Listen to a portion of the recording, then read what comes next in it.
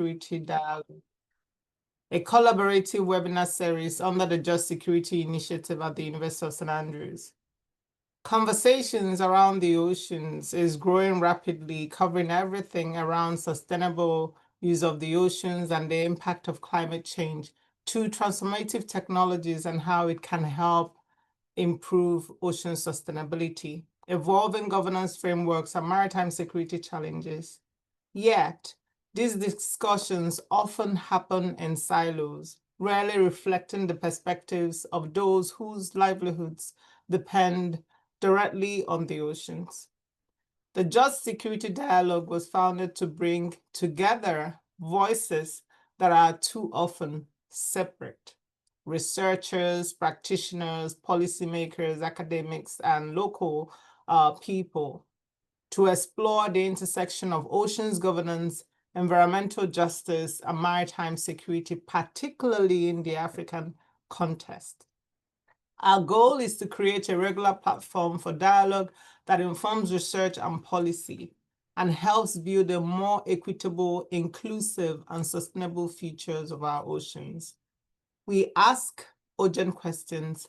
How can we strengthen ocean governance while confronting the justice issues that define maritime spaces? And how do we ensure the communities living closest to the ocean help define its future? And we're trying to do this through two streams. The first would be by using voices from the coast, which is what we're going to be doing today from the presentation, or with the presentation from Josephine and Stephanie. And the second will be voices from practitioners, which will be a symposium-style session that conveying policymakers, industry actors, maritime experts, and seasoned researchers.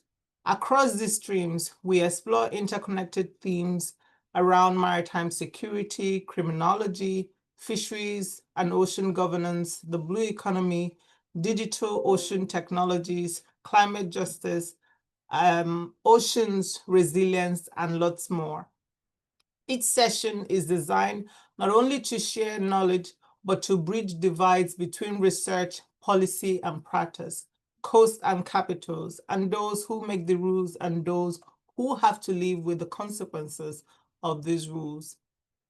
In today's session, we're going to be discussing listening to the unheard, the effects of fisheries regulation on coastal communities. And coincidentally, the two case studies that we're going to look at, both theoretically and empirically, it's coming from Ghana, which I guess is a good thing because it gives us a sense of what's happening there.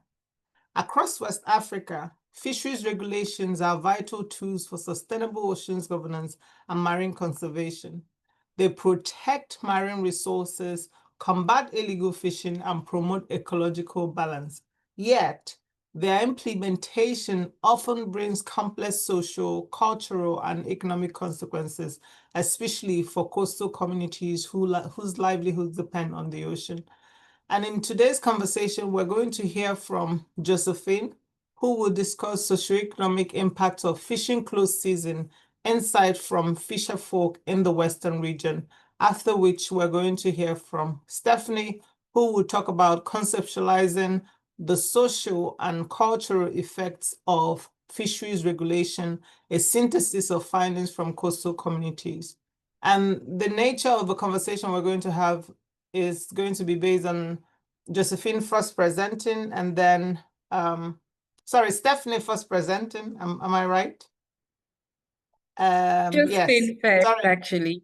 Oh, okay, I'm right then. Yes. Josephine first presenting, and then getting pair commentary and reflection from Stephanie, and then Stephanie presenting, and then getting pair commentary from Josephine before we open the floor up to questions. So please take note. If you have any question, you can either type it on the chat or you make note of it to ask later. Josephine, over to you. Please introduce yourself and go ahead with your presentation. Thank you, Dr. Ife Okafor-Yarwood. So, hi, everyone. So, as introduced by Dr. Ife, I am Josephine Layasari, a third-year PhD researcher in Geography and Sustainable Development at the University of St. Andrews. And my research explores the perceived gendered impact of fisheries conservation with the focus on Ghana's case of the fishing close seasons. Additionally, I'm investigating how historical, indigenous, and local knowledge of fisherfolk could be synergized with Western scientific knowledge for more equitable fisheries management. And in today's session, I'll be sharing with you a little part of my research during this Just SeaCurity webinar series on listening to the Unheard. And I'll just kindly ask that give me a few minutes to share my screen so that we can get right into it.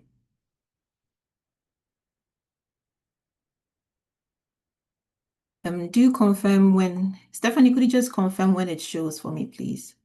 Yes, we can see your screen now. Okay. I think we are seeing the presenter view though. Okay, let me reshare.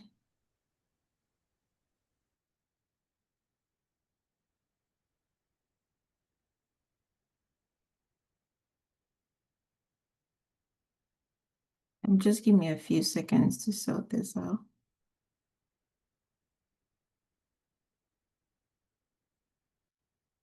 Yes. Showing now? Yes, now it's showing.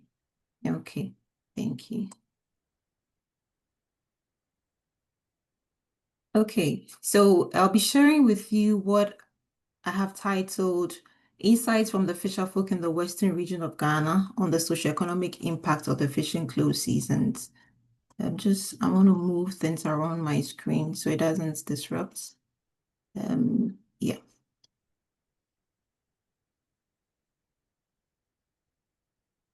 So in today's talk, I'll briefly present a context leading up to the specific issue of interests that led to the motivation for this research. I will touch on the methodology that was deployed and highlight on some key insights from the data. And I will also wrap up with some fisherfolk recommendation and reflections. And just kindly prompt me if you can hear me all right, or if you need me to project my voice a bit louder. On my end, I hear you loud and clear. Okay, thank you for the feedback. So, fisheries resources, specifically small pelagic species, plays a major role at the global as well as at the local scale. In Africa alone, the fisheries sector is estimated to provide food and livelihood security for up to 300 million people. In Ghana, it is estimated that fisheries supports the livelihoods of more than 10% of its population, which is a huge number, providing essential micro and macronutrients in food, contributing to local and national economies, and is intrinsically linked to the cultural identity of coastal people. So usually when you engage a fisherman in a conversation, you would often hear them say how in the olden days, fishing was a highly rewarding expedition. They had this expression, sea never dry. And that was because they didn't have to go far out to harvest fish. And the fishes that they landed were very large sized. Catches were abundant as sometimes they even had to dig holes at the seashore to bury some of the excess catch. However, in recent years, you hear them complain about how far they have to go out to sea to catch very little fish. The resources are depleting and the sea is drying. They'll spend days at sea and return with nets almost filled with plastics. And if they are lucky at all, they will come back with small-sized fish. Around the year 2010, Ghana recorded its historic lowest landing of the Sardinella species, signaling an almost collapse of this important fish. Sorry there. Around the year 2010, Ghana recorded its historic lowest landing of the Sardinella species, signaling an almost collapse of this important fish stock. And this necessitated action from fishery stakeholders and included the implementation of the fishing close seasons by the government of Ghana at that time. So in 2019, the fishing close season was extended from the industrial fleet to the artisanal fleet. And since then, existing research on Ghana's close season have reported that the close season probably contributes to overfishing, limits food fish availability. It also contributes to livelihood insecurity and more poverty in fishing communities. It has also been noted that there has been a weak effectiveness of the policy overall for the bumper catches of the fish stocks that were designed to be rebuilt. However, these works have helped us assess the impact of the closed season, but there remains a gap. the limited exploration of the perceived gendered socioeconomic impact of the closed season on fisherfolk. So this research comes in to advance knowledge on this identified gap. And we engage fisherfolk in the 4 coastal regions of Ghana. And today my focus will be on only one of the regions where fisherfolk were engaged in Sekendi, Aboesi, and including Kesewakan. So we deployed both qualitative and quantitative research methods in this research, and the methods included surveys, key informant interviews, focus group discussions, in addition to ethnographic observations. And this was to help assess and corroborate the perceived impacts from fisherfolk on the impact of the closed season on them and their livelihoods. So participation was totally voluntary, and we had a total of 218 participants in the region, 1/3 of whom were female and 2/3 were male. And this is the summary of the engagement if you are interested to read it further. So to some key insights from the data. So the dominant livelihood engaged by the participants was fishing and fish processing. And it was noted that in Sekendi, the variety or the diversity of livelihood categories engaged in was greater compared to Aboesi. In Sekendi, we had people engaged as food vendors, mechanics, and canoe watchmen, whereas in Aboesi, the variety was quite limited. In all the communities, about 70% of the participants were within the age range of 35 to 64, which represents the bracket for active working. About half of our participants had a household size ranging from 6 to 10. And in Sekendi, it even went as high up to 25 members per household. In Aboesi, the highest household membership was 17, and this would later go on to show the amount of burden on fisherfolk in the household that they have to take care of during the impacts that they felt. Majority of our participants in Sekendi were migrants, that is 2/3 of them, and they came from communities in the central region like Mumford, Mori, Cape Coast, just to mention a few. Whereas in Aboesi and in Kesewakan, majority of the fishermen that we engaged were residents in the community who were Fantis. 84% of our respondents reported that fish landings in the past 5 years of implementing the fishing close season is still decreasing, and this has been the trend in the past 15 years. They attributed this to activities which included but not limited to the unsustainable fishing practices by artisanal fishers like themselves, activities of industrial trawl vessels, activities of oil and gas exploration in Galamsey, and the low availability of premix, overfishing, overcapacity. The list just goes on and on. About 90% of our respondents support that there is a need to conserve the resources. And when we asked them whether the closed season at the time was being implemented effectively, 70% answered no. In all the communities that we engaged, there was a positive impact on time to rest, a negative impact on access to fish for food, and a positive impact on the personal health and general well-being, probably linked to their availability or more time for the people to rest during the closure. At the household level, there was a negative impact leading to change in dietary choices because of the unavailability of fish. There was a positive impact on time spent with family, and there was a negative impact of provision of medical care to their children. At the community level, there was an overwhelming negative impact on thefts, on fraud, and on the attendance of children in school, which is quite disturbing. So to just take the words of some fisherfolk that we interacted with, a male canoe owner in Sekendi said, the 1-month closure allows fishers to repair their gears and their fishing nets and outboard motors. And it also allows the women to repair their ovens, which sounds like a good thing. A female fish processor in Sekendi said, since the man is not working, she, the woman, now has to take care of him and the entire family from her savings. And remember, Sekendi, we said the household size could go as high up as to 25. So imagine one woman having to take care of 25 people with her savings. A male crew member in Aboesi said that the hardship that affects him extends to his woman, in this sense, his partner, because he does not have any money to provide her for the upkeep of the home, which is quite disturbing if you think about it. In Aboesi, a male canoe owner said that the stealing of phones becomes common during the closed season. Many young people are forced to relocate to Galamsey sites in Takwa to fend for themselves. The ladies engage in prostitution and the men work as laborers. A crew member in Second D also said that he will say that the close season is helpful, but the timing is wrong. He even said that by nature, the sea becomes rough in the month of June, so the government should rather readjust the time from July to implementing the close season in the month of June.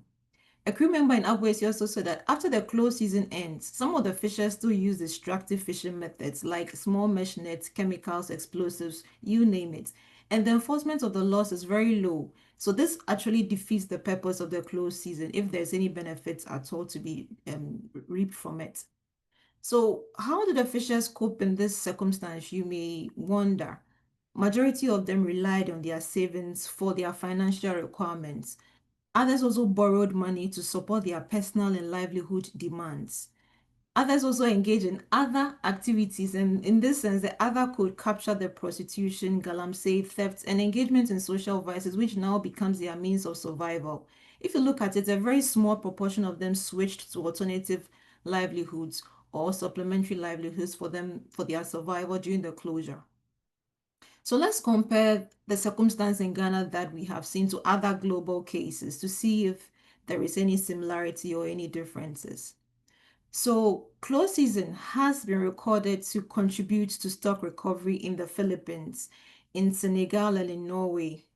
It has produced some positive ecological outcomes. However, it has also produced negative income impacts on income and food security, and this was recorded in Bangladesh. And other studies in Ghana also show same.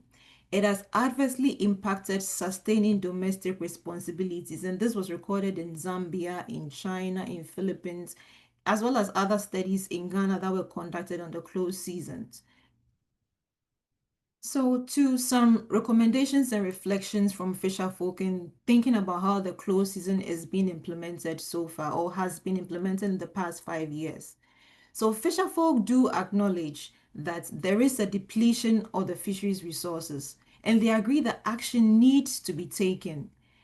The multifaceted impacts that are felt by the community, the households, and the individuals because of the closed season was mainly attributed to the loss of income, and mostly their sole source of income from their livelihoods because there's been a halt to it.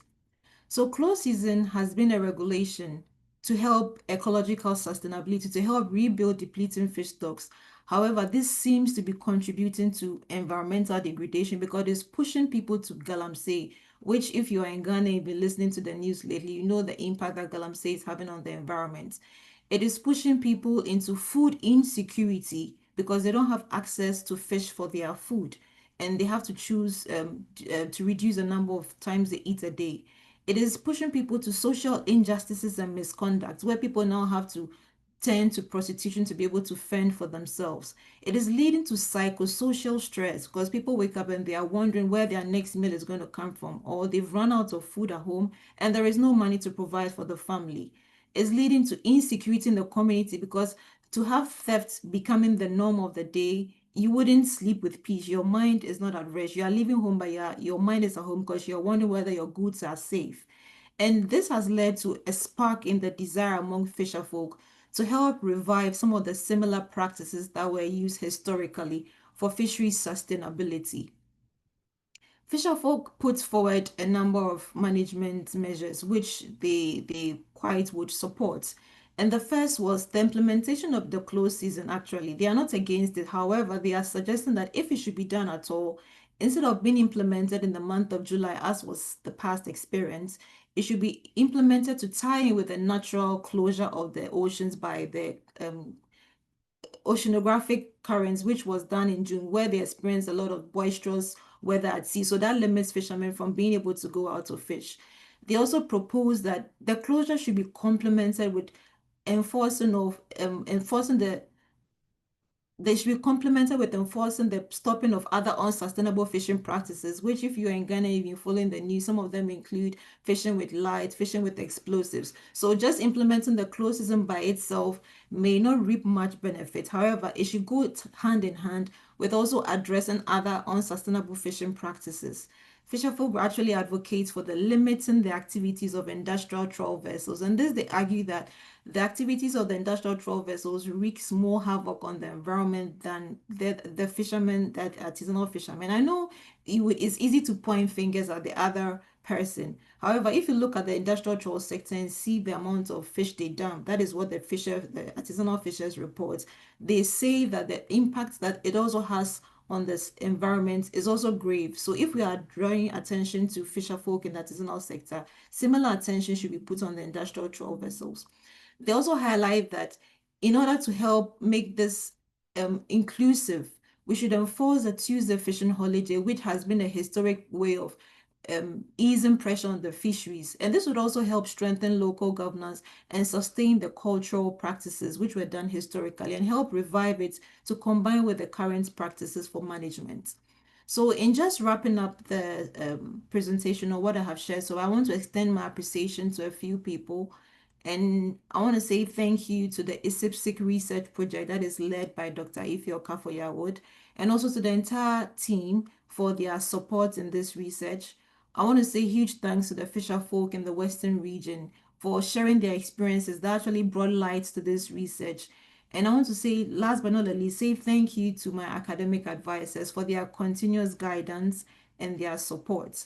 Finally, I also want to say thank you to you for your attention, and to the Just SeaCurity team for this opportunity to share my research with this audience.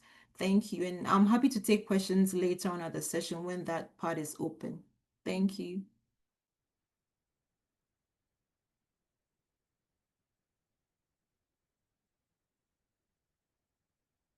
Thank you so much for a really amazing presentation. I'm glad that I don't have the responsibility of providing any feedback. And so without further ado, I'm going to hand over to Stephanie for her introduction and then feedback before her presentation. I think I'll stop sharing at this point, right? Yes, please. Thank you. Thank you. And thank you for giving me the floor, Dr. Ife. I'm really happy to be a part of this conversation. So I'm grateful that Just SeaCurity Dialogues has given us this platform to engage in this manner. So a number of things stood out for me during Josephine's presentation, and I took notes of a few of them. And one of the things is the fact that in these conversations concerning the effects of fisheries regulations on coastal communities, one factor remains quite constant, and that's the fact that there are these strong ties between fishing as an occupation and the social and cultural fabric of these coastal communities. And I think that's one of the things you highlighted when you started speaking. So it's something that as researchers, I believe we have to be aware of, because it is these strong social and cultural ties that sometimes might lead to some of these effects that you witnessed arising from regulations like the close season. And you did also mention the gendered impacts. And I think that's also a layer that sometimes remains invisible even to us as researchers. And I say that because I have had moments of engaging with coastal communities, thinking, okay, if I want to find out how they feel about this particular regulation, I need to speak to the fishermen. I need to speak to those who go out to sea. And sometimes in doing so, we completely forget the vital role of women within these coastal communities and within the occupation of fishing, broadly speaking. And I guess it was my field work that exposed me to some of these nuances. Otherwise, I would have been completely oblivious to just how powerful women can be, even in the fishing communities that sometimes we off the top of our heads might assume are male dominated. So the gendered impacts also stood out for me. And I think that's something that even going forward, I will be mindful of as I progress with my research. You also talked about the household sizes of the fishing communities, and that was interesting to hear the numbers, to think that some household sizes could be as large as 25 persons within a household. It's something that perhaps might also influence how we look at some of these policies and regulations we come up with. Because then if we are cognizant of just how large these households are, then we realize it's not just affecting, one local fisher, one individual, that sometimes it affects these entire households, which are far, far bigger than we could ever have imagined. You also mentioned the fact that sometimes there might be negative impacts on health and well-being. I think you talked about negative impacts in terms of the provision of medical care as a result of the close season and your investigations in some of the coastal communities.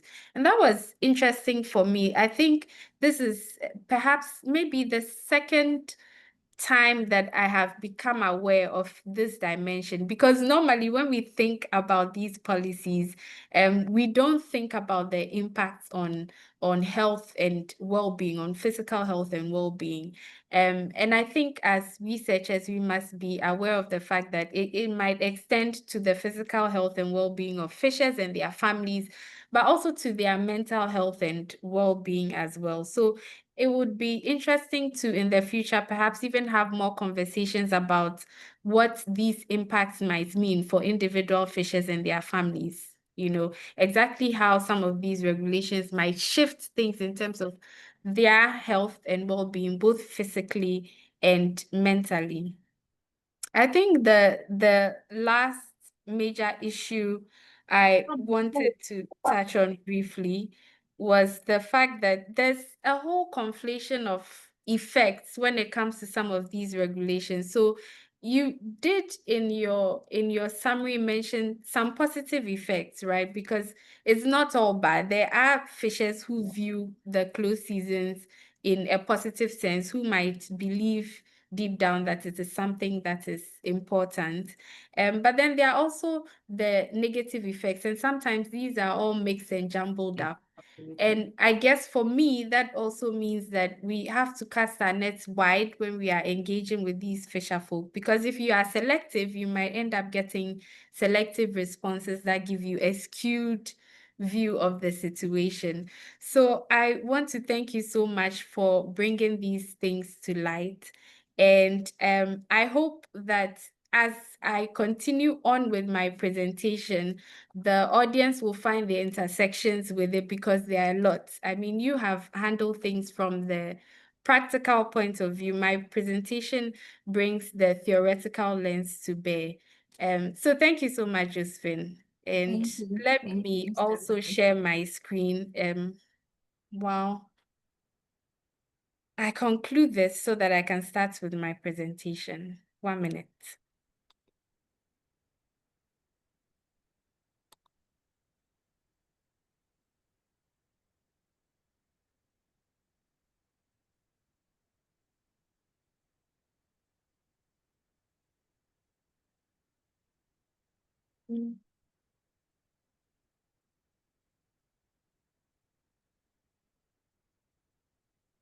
Okay, so let me just confirm that you can see my screen. Can Yes, you? I can see the screen. And did you intend for the bars at the top to be showing as well? The bars at the top, they should be off by now. It's still visible from this end. Let's see. Oh, okay. I can expand. Does that help? Yes, yes, it's better now. Sorry, 1 minute.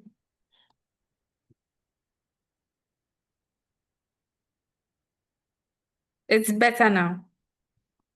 It reverted to the initial one where the bars at the top were showing. But the content is still showing if it works for you.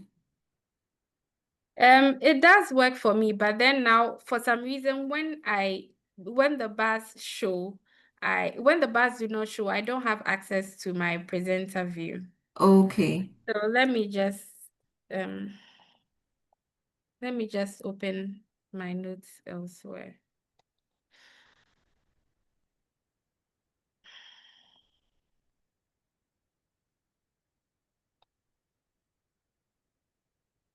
Yeah, it's still loading. Okay, so if you can see the presentation now, even regardless of the bars, then I will just continue. Is that okay? Yes, I think that works. Maybe you can also show by reactions if that works for everyone. Yeah. Yeah, I mean, we can see the initial one. Yeah. Okay, great. So thank you so much for the opportunity to deliver this presentation. I don't think I introduced myself fully earlier. So I'm Stephanie Young Adika. I am a PhD researcher with Liverpool Hope University. Pardon me for missing out on that before delivering my comments. So I want to deliver this presentation today to share some of the findings that I'm unearthing from my research, which explores the unintended social and cultural effects of fisheries regulations and enforcement. So my empirical research is focused on Ghana, but what I'm presenting to you today is mostly part of my literature review, which does a comparative analysis globally. And with this, I'm trying to uncover patterns that challenge how we think about fisheries regulations and policies. So there are varying facets of my study, but what I hope to do here is to draw on green criminological perspectives to show how we can start to reframe some of these existing findings that we have on the social and cultural effects, and perhaps dig deeper to uncover more meaningful insights. So to kick things off, if there's one thing that might be common here, I think it's a shared understanding of the significance of fisheries to the livelihoods of coastal populations. I mean, Josephine talked about that earlier, and the role of fisheries as a vital source of food and income for millions of individuals, whether they are coastal or inland. And there are several statistics from varying sources that reinforce this understanding. But along with such immense importance, also usually comes complex challenges.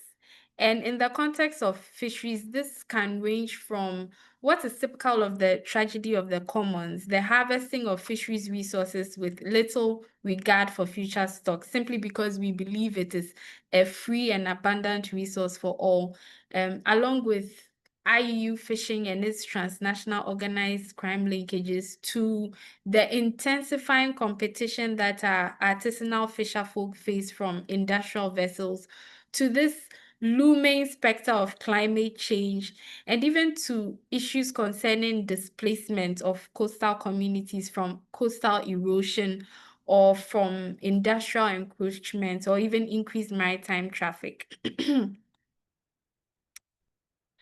So as policymakers started awakening to these issues, there was this gradual elevation of fisheries offenses beyond the realm of management concerns. And this in turn led to the development of legal frameworks for criminalizing fisheries offenses.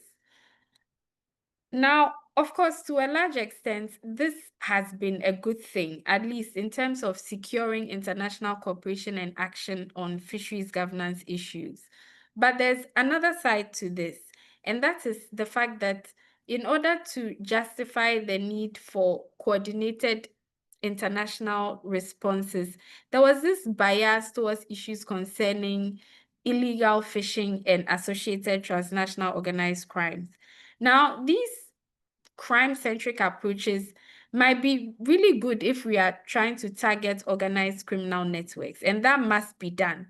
But then they may also overlook less visible issues, such as the ecological damage or the environmental damage that large-scale fishing operations can cause on marine environments. So some of these operations are technically legal, but they are still environmentally destructive.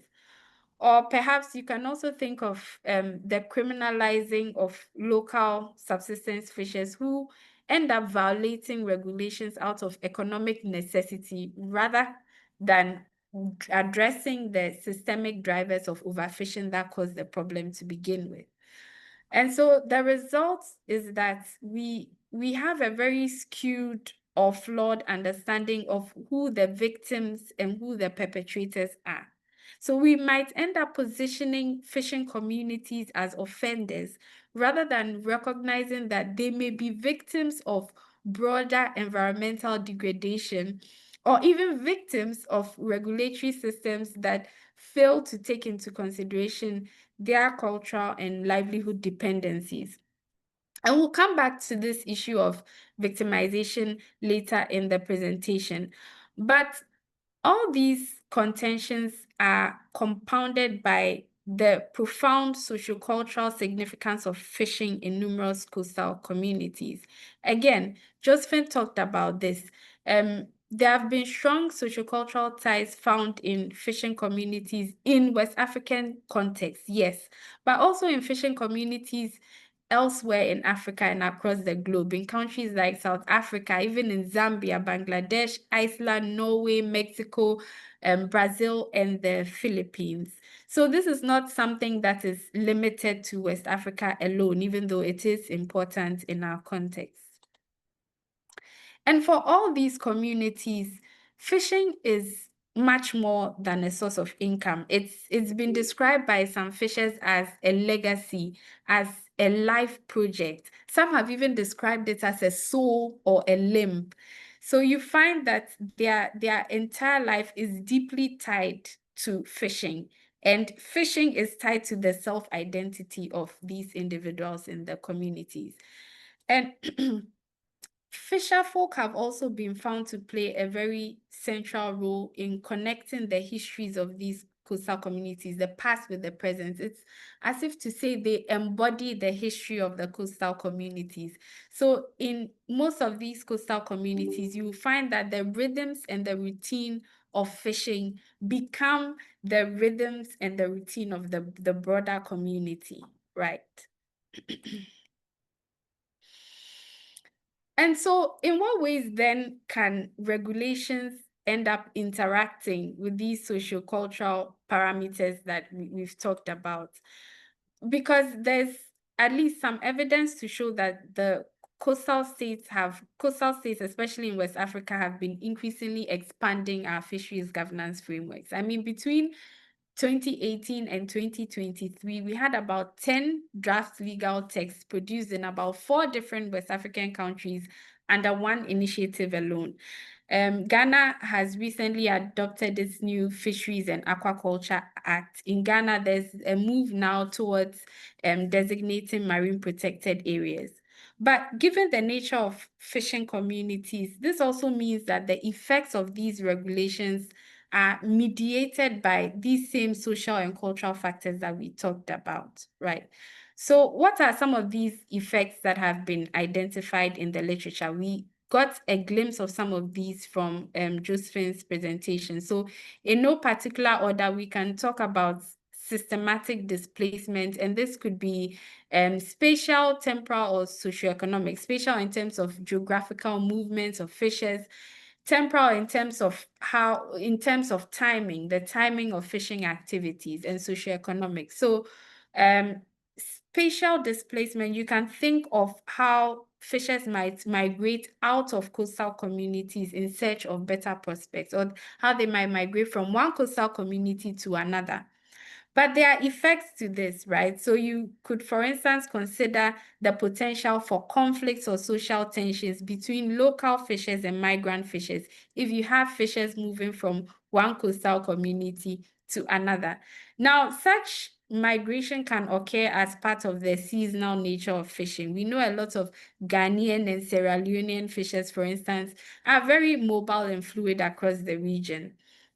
But it can also occur when there are restrictive regulations aimed at reducing fishing efforts, or when fisheries regulations are so poorly enforced that the fishers struggle to maintain their livelihoods, right? And then we can also think about marine protected areas redirecting, moving fishing pressure to unprotected areas. So it might seem like a good solution to have a marine protected area, but then what if it just shifts the pressure from those protected areas to unprotected areas. And even scaling up to the global level, we can even think of how greater state restrictions within exclusive economic zones might end up concentrating fishing pressure on the high seas, or vice versa, how effective enforcement on the high seas might displace efforts to coastal communities with weaker regulations. And I think Dr. Ife has also spoken extensively about some of these issues when it comes to high seas governance. So in terms of temporal displacement, think of closed seasons resulting in a race to fish upon reopening of the season. Josephine mentioned this as well as a potential effect earlier. And then in terms of socioeconomic displacement, you can imagine this as being cross-cutting, really, because socioeconomic displacement can also be spatial. But fishers might be forced to abandon their livelihoods, fishing as an occupation as a result of perhaps marine protected areas or marine sanctuaries. And then there are environmental and social injustices that might result from some of these regulations in terms of the unequal impacts that they might have on coastal communities. So an example that has come up in the case of Ghana and Bangladesh as well in the literature is that sometimes you have politically connected actors receiving preferential livelihood support during the enforcement of regulations like closed seasons. Of course, this might be contested, but that is what some of the research has found. And in Bangladesh, where they had species-specific sanctuaries being established, it was found that some communities were excluded from compensatory mechanisms due to power imbalances. And then there's the issue of cultural erosion. So an example is identity conflicts, where fishers refuse alternative employment due to the cultural barriers that they face, or due to the fact that fishing is so connected to their sense of self-worth. Remember, some describe fishing as a limb or their soul. So it will be very difficult culturally for them to take up other occupations as a result. Now, traditional stewardship practices may also be abandoned, right? In Ghana, traditional fishing practices remain relatively strong, but there are some studies that have still reported an increasing disregard for fishing taboos, which were once strictly observed. So there might be a breakdown of some of these traditional fisheries management systems that are worth looking into. But it's also important to know that the traditional practices themselves, these taboos and partner systems within the coastal communities, are always in a state of flux. They don't necessarily stay the same sometimes. And so you might have occasions where there's a widespread violation of these practices, or where coastal states adapt in response to economic pressures. So they alter some of these practices in response to economic pressures. So that's also probably something that's important to look into.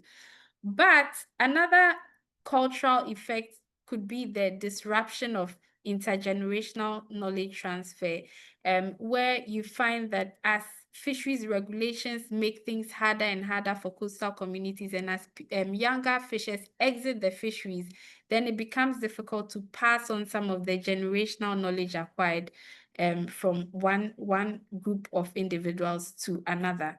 And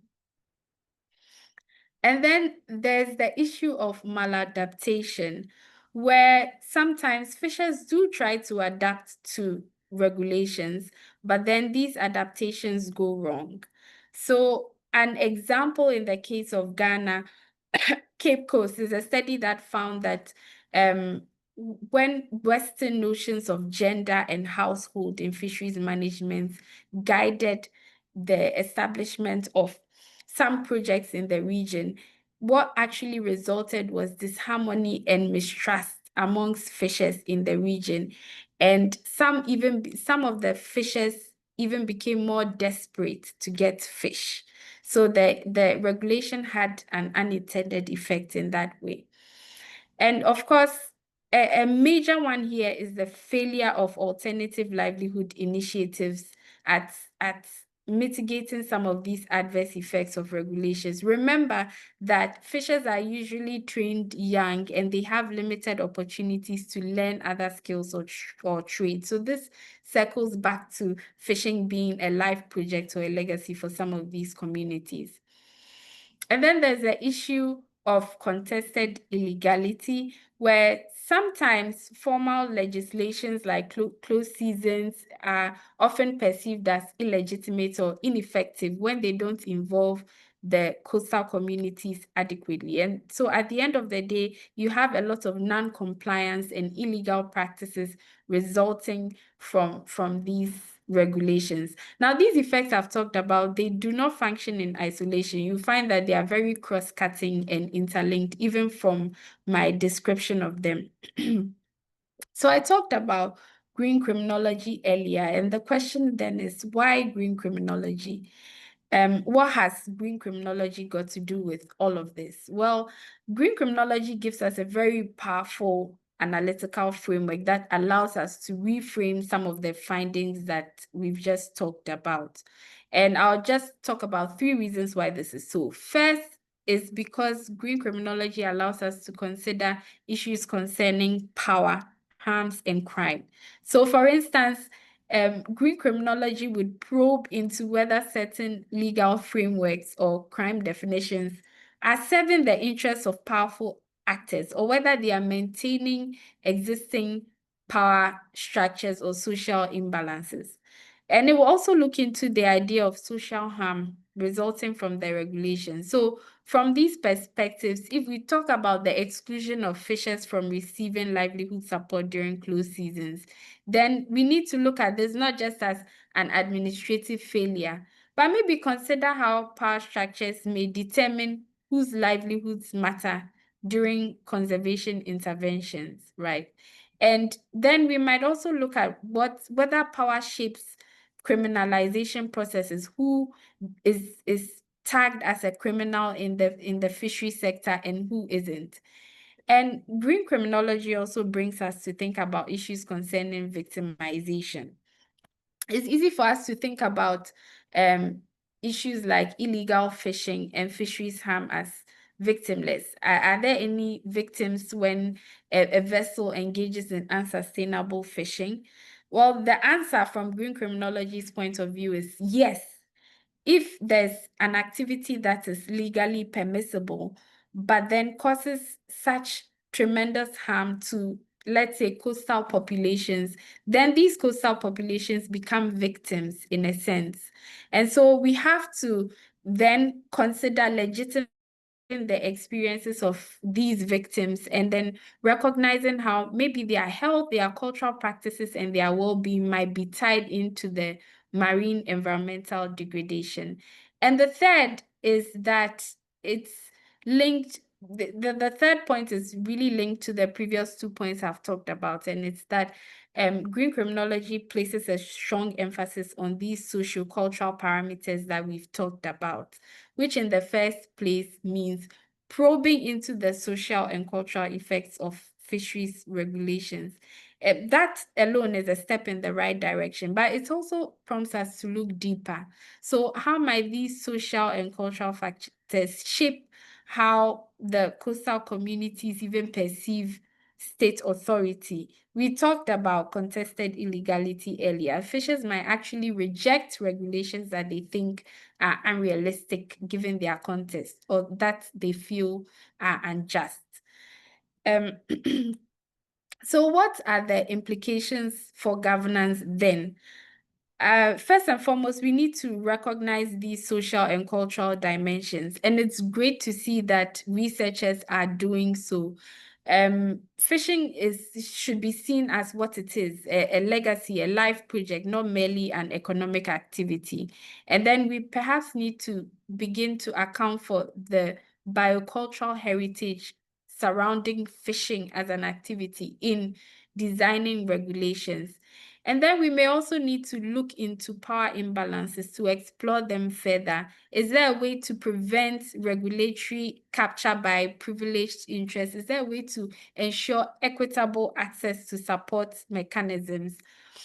And then it's also important to integrate traditional knowledge into some of these regulations. Of course, build on existing community stewardship practices.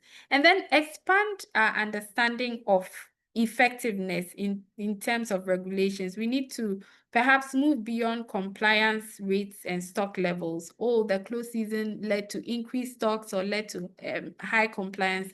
And maybe begin to look at factors like social resilience and cultural sustainability indicators. As I saw in one of my readings, you could have a regulation that could be a biological or economic success, but that could also be a social failure. So those are some of the things that we need to bear in mind. Ultimately, I think it's important also to recognize that the relationship between fishers and their environment is not always straightforward. And that's something I'm coming to have increasingly been learning from my research.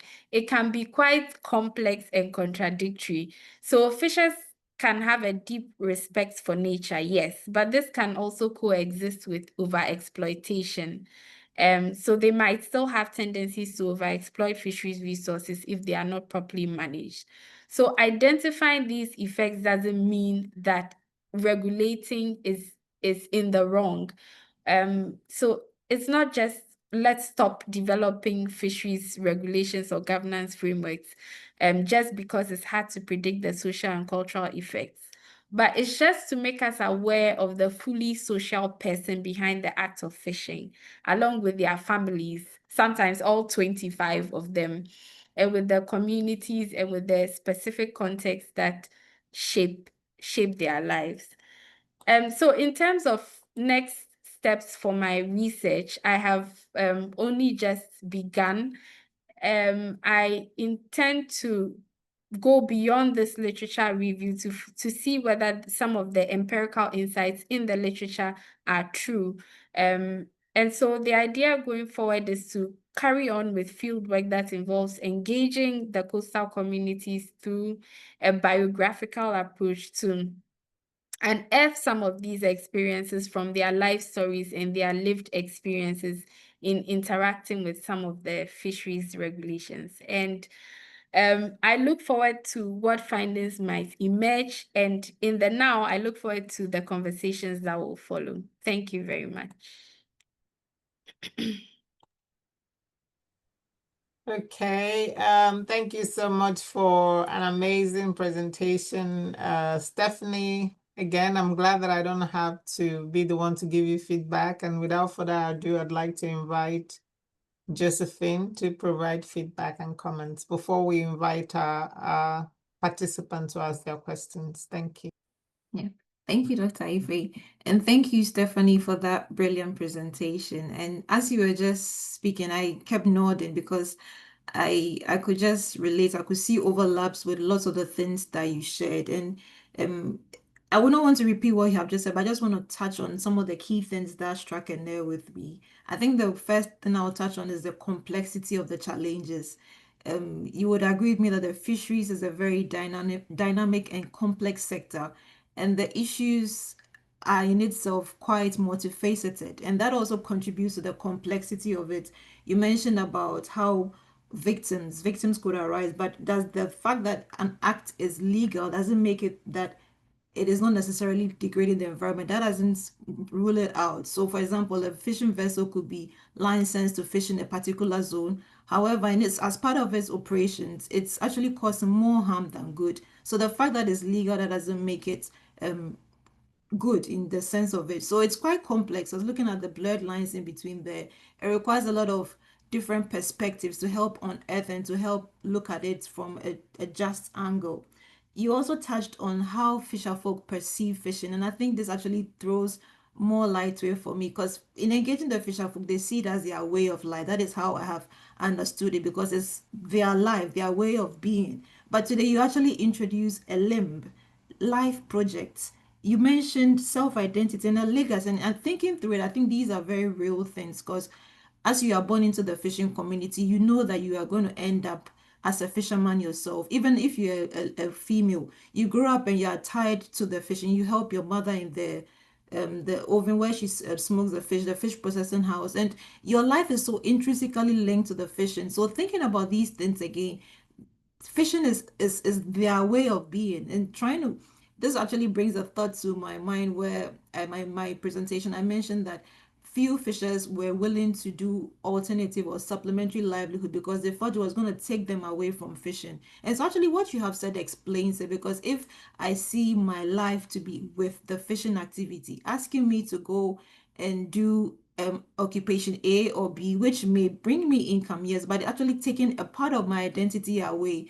So it's something that needs to be explored, and maybe it's something that future research could also see how these two could be maybe brought side to side, or how we're going to move forward, because there is a need for extra support for fishers when it comes to the impacts they are facing economically. I like the lens that you're exploring your research from the green criminology basis. That is bringing a particular perspective to the issues, talking about power issues are being brought to bear, and how victims could be made more legitimate. So somebody being a victim of an issue, how is it going to be explored further? And that particularly the social cultural focus. And our understanding of these social-cultural issues would help us be more equitable, because to think about how, because imagine asking me to take away my identity, that is taking away my being. Asking me to not become a Ghanaian anymore makes me, where do I belong now? And asking fishers to um, observe a particular regulation for their sake, yes, it's good for their sake, but that is also having an adverse impact on their cultural identity. That needs to be looked at from a better perspective so that we don't end up harming their identity as we are seeing. So I really want to thank you for that brilliant presentation. And you finally you summed up by saying that the metrics that need to be brought to bear need to have a better perspective to it, so that it doesn't look like we are looking at one thing and forgetting another thing. So I just want to say thank you for throwing light on all these wonderful things. And I'm actually excited to see where this is going to take us next. And hopefully where future dialogues or future webinars on the Just Security would also help unfold a more understanding to the current issues. So I would hand over back to you, Stephanie. Thank you again. And thank you, Dr. Ife, for having us here. Okay, thank you so much, Josephine, and thanks also, Stephanie, for an amazing presentation. If there is any question from the floor, you can indicate by raising your hand, but in the meantime, I'm going to try and read at least a couple for Josephine before we proceed to okay, so we have Richmond, but let me read this one quickly from Richard. So it says, I like the global comparison, but did you take into account dynamics of the present fishery system, that is small scale, large scale, mangrove forest system, etc.? Are the problems the same or some key considerations? This is for you, Josephine. And then a quick one from James. It says, you said industrial vessels are excluded from fisheries close season. Are the discussions to bring this sector into the next fisheries management plan? Are there discussions to bring this sector into the next fisheries management plan? So I think you need to clarify on this one, but answer Richard's question before we go to Richmond. Okay, so maybe just let me read through the question properly in the chat so that I make sure I'm addressing it appropriately. So Okay. Richard, you are saying that you like the global comparison, but did I take into account the dynamics of the different fishery systems, that is small scale, large scale, mangrove? Okay, thank you, Richard, for that question. So closed seasons have been applied for different sectors, and that is true. In my recap, so for Senegal, I think it was applied for the octopus fishery. In Philippines, I think for small pelagic, so like the major fisheries sector over there. But I want to just throw your mind back. The underlying factor for these systems are the ones that bring most economic impact to the people. So these are fisheries that they depend on a lot because of the gains they get from them.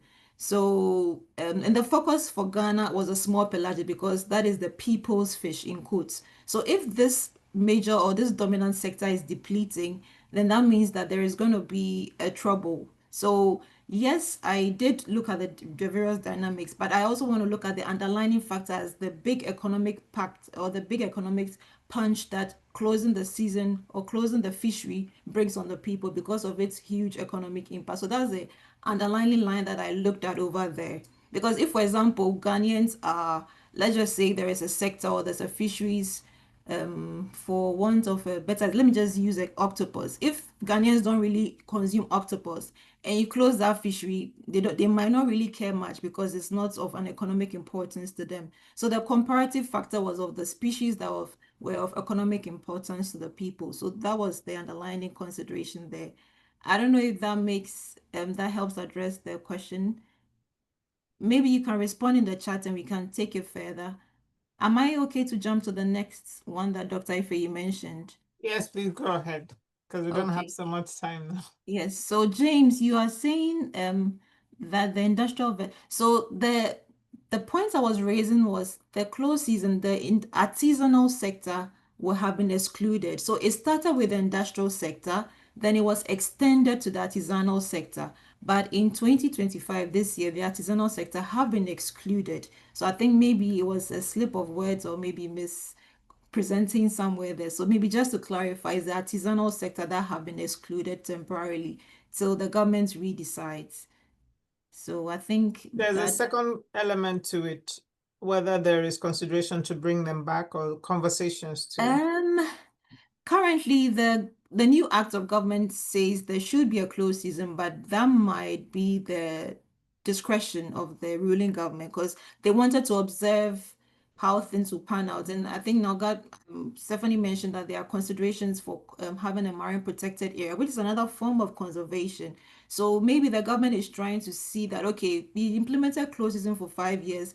It doesn't seem like to be working so much. So let's reshuffle and see. And if you look at the literature, there's actually been a recommendation of a suite of measures and not just one measure. So if you keep trying one and it's not working, there is a flexibility to try others to see what works best. So for saying exactly how soon they are going to be brought back into the plans, I cannot say definitely beyond that, but I think the law allows for the closures to be implemented for the artisanal sector because it's within the law, but the when I cannot say specifically. Okay, thank you so much. Richmond, are you able to ask your question? Can we unmute him? Okay. I've asked him to. Okay, yeah, go ahead.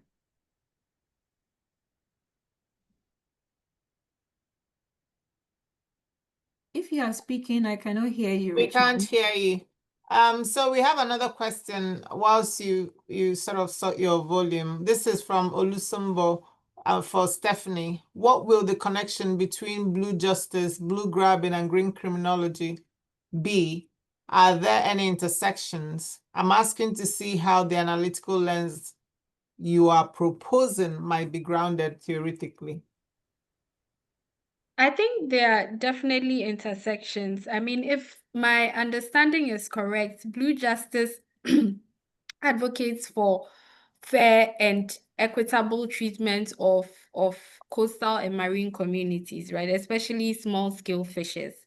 And then blue grabbing has more to do with how ocean resources are being appropriated. So like fisheries, coastal lands, or even marine territories, sometimes even by powerful actors under this guise of conservation or development. So there are some who would even argue sometimes, and perhaps maybe controversially, that marine protected areas might form part of this convoluted mix, right?